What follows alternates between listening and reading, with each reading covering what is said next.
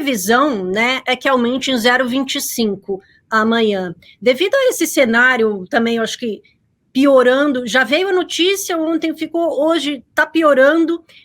Qual o peso dessa notícia? Pode ser que a gente tenha uma surpresa aí na taxa de juros lá e seja um pouco maior do que todo mundo está esperando?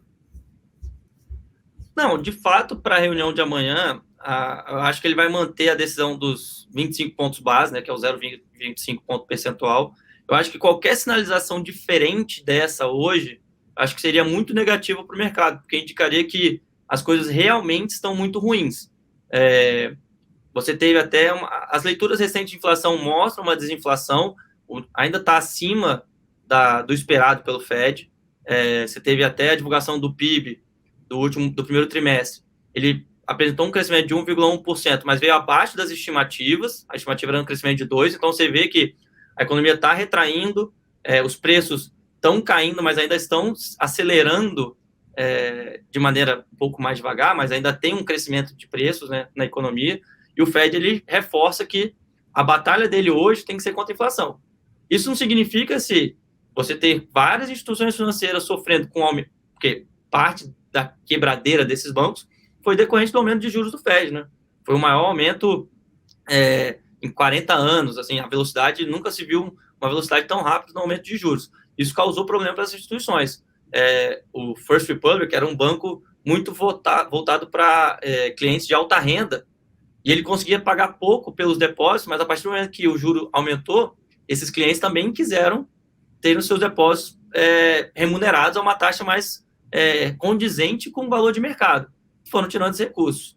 Então, você pode ter essa retração do crédito, pode entrar como um fator para o Federal Reserve falar assim, olha, vão aumentar agora em 25 pontos base, mas a retração de crédito me parece que é tão significativa que já vai atuar como uma política monetária sem o Fed estar atuando necessariamente, né?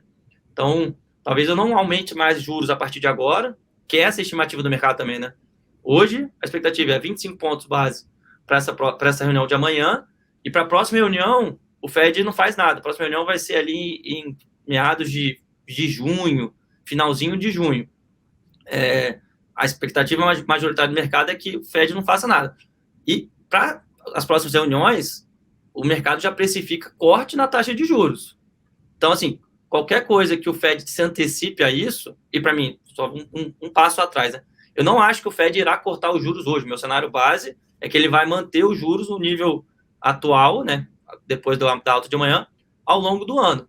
Mas se as coisas piorarem muito, você tem um corte de juros, isso indica que, de fato, a situação está se tornando cada vez mais difícil. Se o Fed não fizer nada, ele pode gerar uma quebradeira generalizada. Então, assim, qualquer coisa que ele não faça amanhã no seu aumento de juros é uma sinalização, na minha visão, ruim.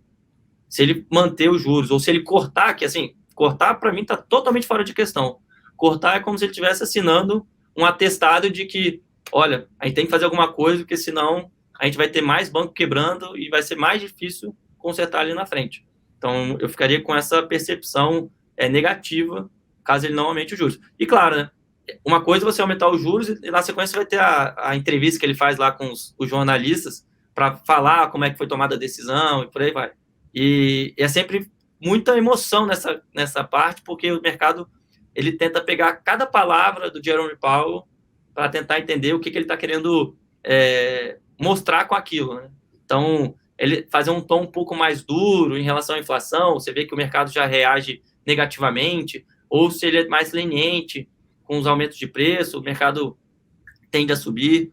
Então, prevejo um dia bem volátil amanhã, depois da decisão do Fed.